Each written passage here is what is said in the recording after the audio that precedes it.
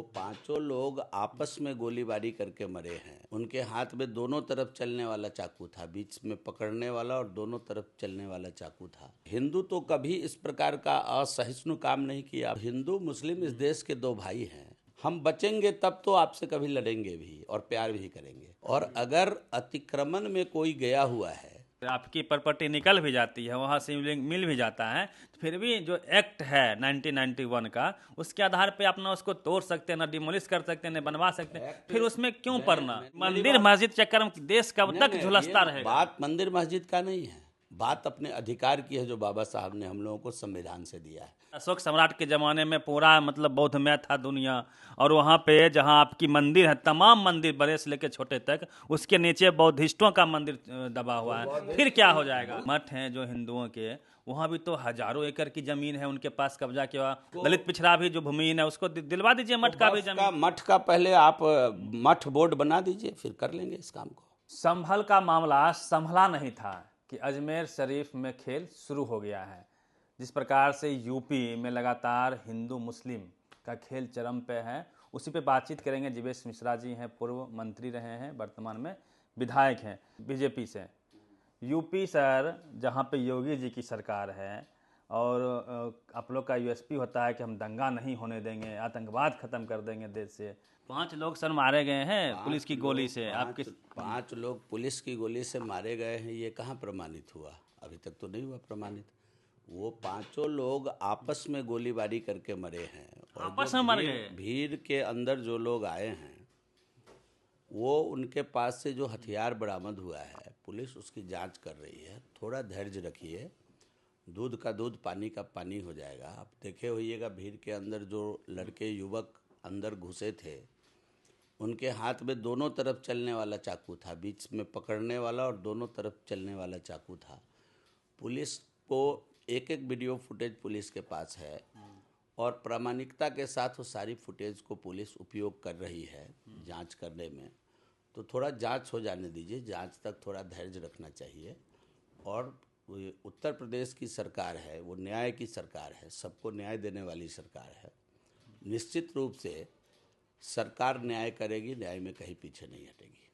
Sir, उधर के लोग हों या इधर के लोग हों या पुलिस वाले इवेन यदि मारे जाते हैं तो नुकसान तो देश का हो रहा है। और वो जो मामला आया, जिस प्रकार से DY चंद्रचूड़ ने स्पष्ट तौर पे कहा कि भाई 1991 का जो एक्ट है उसमें ये गुंजाइश है कि किसके नीचे क्या दबा है, ये जानने का अधिकार है। और आपके हिंदू संगठन तमाम बोल रहे हैं कि 40,000 ऐसे मीन्स अजमेर शरीफ जैसे जगह हैं, संस्था हैं, जहाँ पे हिंदू मंदिर को तोड़ के बनाया गया। जो आपकी संपत्ति रही है, उसके लिए अगर आप न्याय मांगते हैं तो इसमें गुनाह क्या है?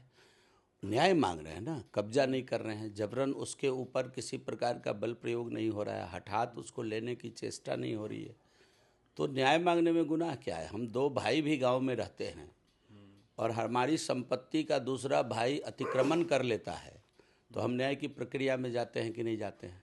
तो हिंदू मुस्लिम इस देश के दो भाई हैं, और अगर अतिक्रमण में कोई गया हुआ है तो निश्चित रूप से कोर्ट में जाकर अदालती प्रक्रिया के माध्यम से न्याय मांगना हमारा संविधान, बाबा साहब ने हमको ये अधिकार दिया है।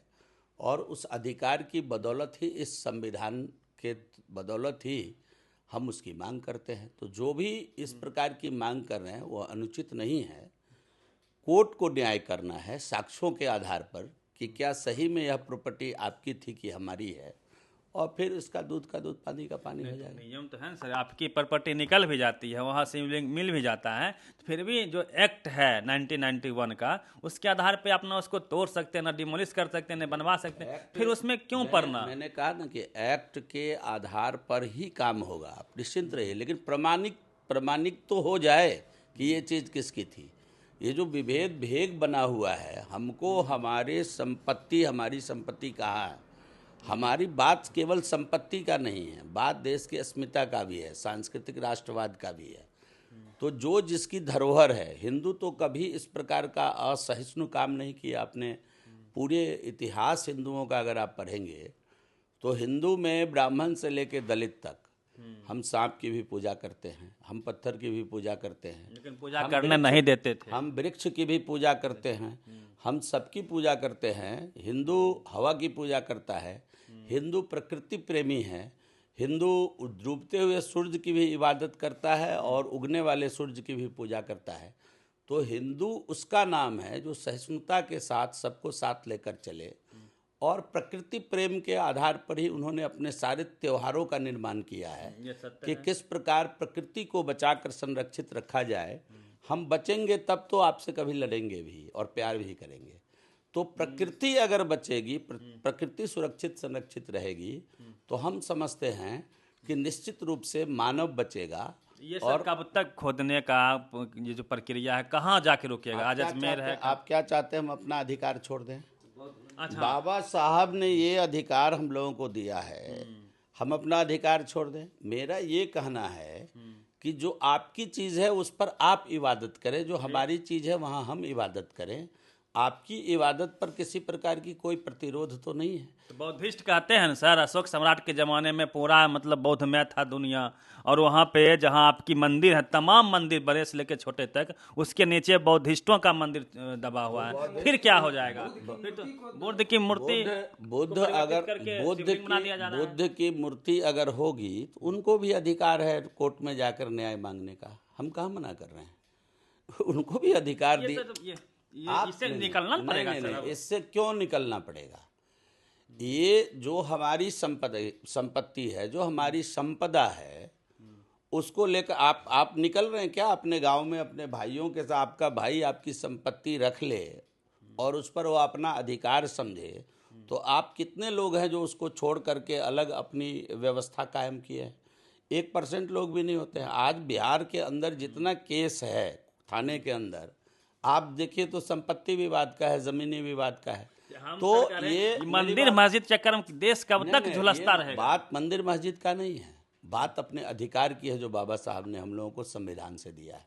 और हम तो न्याय की प्रक्रिया के तहत जा रहे हैं ना वहाँ, हम तो न्याय की प्रक्रिया के तहत जा रहे हैं। ये लड़ाई सर यूनिवर्सिटी की जमीन के लिए क्यों नहीं होती है? यूनिवर्सिटी के लिए क्यों नहीं होती है? स्कूल कॉलेज के लिए क्यों नहीं होती है? अगर ऐसा कहीं है तो उसकी भी लड़ाई हो रही है। आपको मालूम नहीं है ना? आपका पूरा ध्यान वहीं केंद्रित है।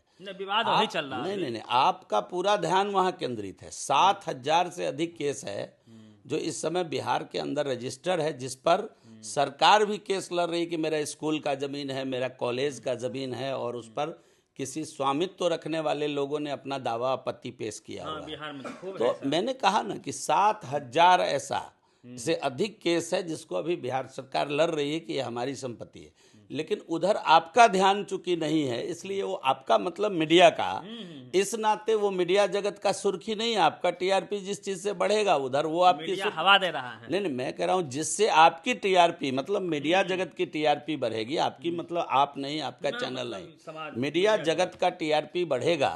कई बार उन विषयों में मीडिया भी विशेष रुचि रखती है, क्योंकि स्वाभाविक है, ये भी एक कमर्शियल एंगल है उनका भी अपने हिसाब से। नुकसान देश का। अच्छा, वक्फ बोर्ड को लेके मुसलमान भाई कहते हैं ये दान का जमीन है, उस पे आप लोगों की नज़र है? बिल्कुल न्याय होना चाहिए वक्फ बोर्ड में। मैं तो इसको कह ही रहा हूँ कि वक्फ बोर्ड के अंदर बिल्कुल न्याय होना चाहिए। जो उसका कानून बना हुआ है उस कानून के तहत आप चले जाइए जाले में एक दिन ग्राउंड रिपोर्टिंग कर लीजिए। बिल्कुल सर। एक ही जगह पर 120 एकड़ जमीन है वक्फ बोर्ड की, और उसका स्वामित्व किसके पास है? एक सिंगल व्यक्ति के पास है। उसने उस जमीन को छल प्रपंच से अपने नाम करा लिया, और संजोग से वो माइनॉरिटी के लोग हैं। अगर वो कोई हिंदू होता तो एक नई मुसीबत खड़ी हो गई होती। आप चले जाइए केवटी विधानसभा के अंदर, वो जमीन राजा की होती थी, दरभंगा महाराज की जमीन होती थी, जिसको किसी ने छल प्रपंच से वक्फ बोर्ड के अंदर उसको डाला। आज उस पर हजारों दलित परिवार के लोग, गरीब परिवार के लोग, हिंदू मुस्लिम के बसे हुए हैं, उनको उजाड़ने की तैयारी चल रही है। तो उनको न्याय नहीं मिलना चाहिए क्या? और निजी इस्तेमाल हो रहा है उसका? निश्चित। वो जमीन कायदे से दरभंगा महाराज की जमीन है, वो किसी को उन्होंने लिखा, वो नावल्द हो गए, फिर उन्होंने उसको वक्फ को दे दिया, और ये जमीन, और उस पर आज गरीब बसे हुए हैं, उनको उजाड़ने की तैयारी वह बोर्ड कर रहा है। तो इस कानून में ऐसे बहुत सारे मामले इस नाते इस कानून में संशोधन की आवश्यकता है। और ये सर्वसम्मति से संशोधन की बात कही गई है। जब मामला जेपीसी के पास चला गया तो इसमें सभी को अपना अधिकार रखने का मामला है। जो लोग वक्फ के पुराने स्वरूप को मान रहे हैं, उसी को रखने की हिमायत कर रहे हैं, वो लोग भी उस समिति के मेंबर हैं। आप लोग चाहते क्या हैं? नहीं, उनकी राय खूब मानी जा रही है। जो राय तो मानी जा रही है। अब जब बोल रहे हैं कि मैं बता रहा हूँ, उनके बोलने से थोड़े हो जाएगा। आप कानून संबद्ध बात करिए ना, कि अगर 5 जज का कोई बेंच किसी विषय पर अपनी राय रखती है और 3 एक पक्ष में होते हैं, तो न्याय वही बनता है कि नहीं बनता है? आप मुझे बता दीजिए इस देश के इतिहास में। एक खबर चल रही सर, नीतीश कुमार, हाँ, कि अलग होंगे। हाँ, नीतीश कुमार के बारे में मीडिया चल रहा है। वक्फ बोर्ड के मसले पे अब तकरार हो गई है। बीजेपी के साथ नीतीश जी की बन नहीं रही है। उधर चंद्रबाबू नायडू जी नाराज हैं। चिराग पासवान इवन कई बार कह चुके हैं कि हम मुसलमान भाई के साथ हैं, है ना। विशांत स्वामी सारा भी हो गया, कुछ खबरें चले कि अलग हो रहे हैं नीतीश जी आपसे।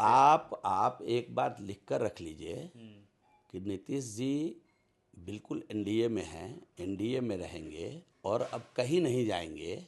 हो सकता है मुद्दों के आधार पर किसी विषय पर हमारा तकरार हो सकता है, क्योंकि हमारी पार्टी अलग है, उनकी पार्टी अलग है, हमारी पार्टी अलग है। हम गठबंधन में सरकार चला रहे हैं। किसी मुद्दे पर हो सकता है कि हमारी राय विपक्ष के साथ भी बनती है। जैसे शराबबंदी हो रही थी तो पूरा सदन ने इसका समर्थन किया। जैसे बिहार में जातीय गणना की बात आई तो सभी दलों ने मिलकर उसका समर्थन किया। एनडीए की सरकार ने 500 करोड़ रुपया कैबिनेट से अप्रूव्ड किया था गिनती के लिए। तो ये बातें, किसी मुद्दे पर पूरा सदन एक होता है, किसी मुद्दे पर साथी सहयोगी दल भी अपनी राय अलग रखते हैं, उसको वो सब ठीक हो जाएगा। और नरेंद्र भाई मोदी के नेतृत्व में आप लिख कर रख लीजिए ये बात कि जो उचित होगा, जो न्याय सम्मत होगा, वही होगा। हमको इस बात में कभी आपत्ति भी नहीं रही है कि मास का जनता ने किसी बात पर अगर विरोध जताया है तो 1-2 बिल ऐसे भी हैं इस सरकार के कालखंड में कि जनता की राय के बाद हमने उसको वापस भी लिया। सर एक सवाल, चूंकि वक्फ पे हम रहेंगे क्योंकि वक्फ का मुद्दा भी सबसे अधिक तेज है देश में। सर सवाल ये भी तो है कि मठ हैं जो हिंदुओं के, वहाँ भी तो हजारों एकड़ की जमीन है उनके पास कब्जा किया, उसमें सिंगल लोग राज करते हैं। दलित पिछड़ा भी जो भूमिहीन है उसको दिलवा दीजिए मठ का भी जमीन। मठ का पहले आप मठ बोर्ड बना दीजिए, फिर कर लेंगे इस काम को। आप इस विषय को उठाइए। और सनातन बोर्ड की अभी बात आ रही है ना, पहले सनातन बोर्ड बना दीजिए, उसके तहत जो जमीन आएगी आप शायद जाकर पता कर लीजिएगा अभी गांव के अंदर ग्राउंड रिपोर्टिंग करके, कि आज भी मैक्सिमम कॉलेज या तो पुराने लोगों ने शिक्षा के नाम पर दान दिया, उस पर चल रहा है कोई भी, और या नहीं तो आज के समय में अभी समस्तीपुर का जो राम जानकी मेडिकल कॉलेज बना है वो मठ की जमीन पर बना है। तो मठ के लोगों ने तो हमेशा, अभी आपका जनकपुर मंदिर तैयार बैठा हुआ है, आप इतना दे दीजिए, तो बराबर बांट दीजिए।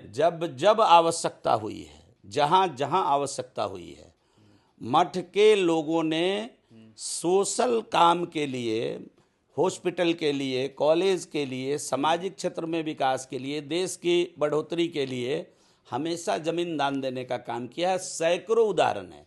आप अगर बताइएगा तो मैं कभी और वक्त दीजिएगा तो मैं पूरा चिट्ठा बिहार का आपको दे सकता हूं कि कितनी सामाजिक संस्था आज मठ मंदिर के जमीन पर चल रही है और कितने लोग आज उसमें बस करके जीवन बसर कर रहे हैं।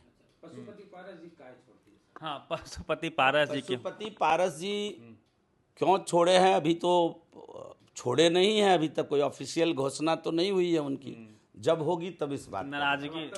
नहीं, मैं प्रवक्ता की बातों पे मैं नहीं जाता हूँ। पारस जी जब कोई विषय रखेंगे, बोलेंगे, उस समय उसका जवाब मैं दूंगा। चलिए, शिवेश सर थे और जिस प्रकार से बातें हुई है वक्फ बोर्ड को लेके आप क्या सोचते हैं? और अरुण जेटली जब वित्त मंत्री थे तो उन्होंने जो संसद में आंकड़ा पेश किया था 29.5% इस देश में लोग हैं, जिसमें हमारा मानना है कि 99% SC ST OBC के लोग हैं जिनके पास ज़मीनें नहीं हैं, अपना घर मकान बनाने के लिए ज़मीनें नहीं, लेकिन मठ के पास, वक्फ के पास ज़मीनों का भंडार है। क्या उस ज़मीन को गरीबों में बांट देना चाहिए? सबकी हिस्सेदारी क्या ज़मीनों पे होनी चाहिए कि नहीं होनी चाहिए? पूरी बातचीत पेपर दे दीजिए। रवि मेहता।